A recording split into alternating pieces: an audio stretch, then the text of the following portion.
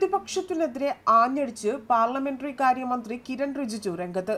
ഭാരതത്തിൽ ന്യൂനപക്ഷങ്ങൾ സുരക്ഷിതരാണ്, എന്നാൽ പ്രതിപക്ഷം അനാവശ്യമായ പ്രചരണം നടത്തുകയാണെന്നും അദ്ദേഹം പറഞ്ഞു. ഭരണഘടനയുടെ 75ാം വാർഷികവുമായി ബന്ധപ്പെട്ടുള്ള ചർച്ചകൾക്കിടയിലാണ് മന്ത്രിയുടെ പ്രസ്താവന വന്നതും.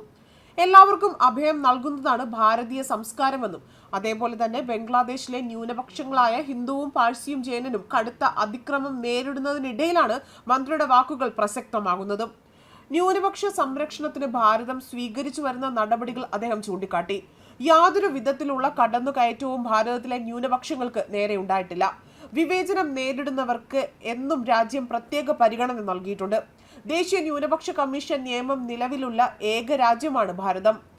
മുസ്ലിങ്ങളോ സിഖുകാരോ ക്രിസ്ത്യാനികളോ ബുദ്ധമതക്കാരോ പാഴ്സികളോ ജൈനരോ ആകട്ടെ, എല്ലാ ന്യൂനപക്ഷങ്ങൾക്കും ഭരണഘടനാപരമായ സംരക്ഷണം ഉറപ്പുവരുത്തിയിട്ടുണ്ട് എന്നും അദ്ദേഹം പറഞ്ഞു. കോൺഗ്രസിന്റെ പിന്തിരിപ്പൻ മനോഭാവത്തെ രൂക്ഷമായ ഭാഷയിലാണ് കിരൺ റിജിജു വിമർശിച്ചത്. ഇന്ത്യയെ ഒരു വികസിത രാജ്യമാക്കാൻ കോൺഗ്രസ് ഒരിക്കലും ആഗ്രഹിക്കുന്നില്ല. അത് അവരുടെ ലക്ഷ്യവുമല്ല.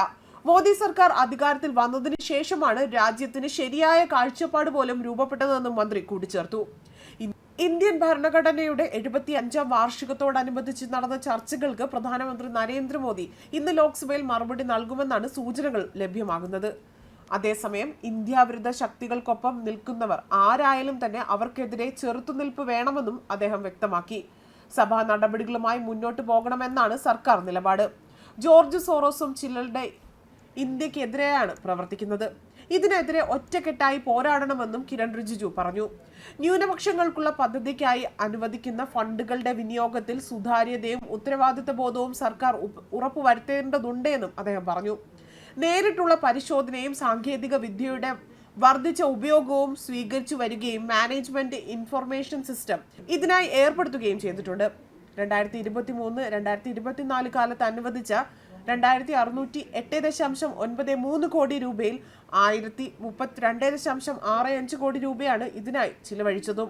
മറ്റു മന്ത്രാലയങ്ങളിലൂടെയാണ് പദ്ധതികൾ നടപ്പിലാക്കുന്നത്. ന്യൂനപക്ഷ ക്ഷേമത്തെ സംബന്ധിച്ച് ലോക്സഭയിൽ നൽകിയ ചോദ്യത്തിനായിരുന്നു അദ്ദേഹം ഇങ്ങനെ മറുപടി നൽകിയത്. അതേപോലെ തന്നെ രാജ്യസഭാ അധ്യക്ഷൻ ജഗദീപ് ധൻഖറിനെതിരെ പ്രതിപക്ഷ പാർട്ടി അവിശ്വാസ പ്രമേയം കൊണ്ടുവന്നതിന് പിന്നാലെ കോൺഗ്രസിനെയും സഖ്യകക്ഷികളെയും വിമർശിച്ചും അദ്ദേഹം രംഗത്ത് വന്നിരുന്നു.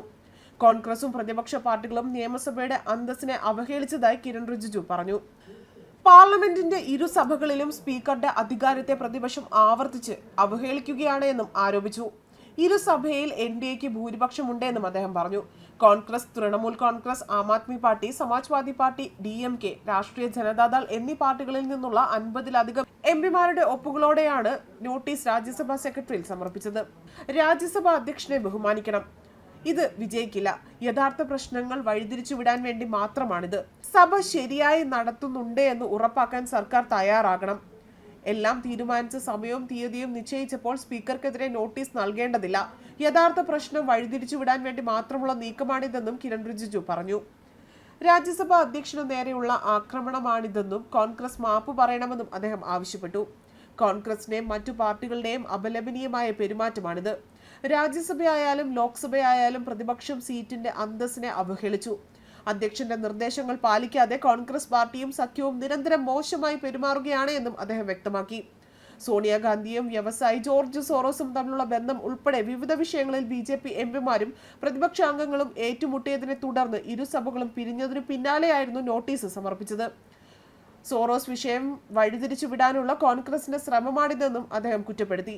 പ്രതിപക്ഷ MPമാരുടെ പ്രസംഗങ്ങൾ ഇടയ്ക്കിടെ തടസ്സപ്പെടുത്തുകയും നിർണായക വിഷയങ്ങളിൽ മതിയായ സംവാദം അനുവദിക്കാതിരിക്കുകയും ചർച്ചകളിൽ ഭരണപക്ഷങ്ങൾക്ക് അനുകൂലമായി പെരുമാറുകയും ചെയ്തുവെന്നുമാണ് ധൻഖറിനെതിരായ ആരോപണം ഉയർന്നു വന്നിരിക്കുന്നത്.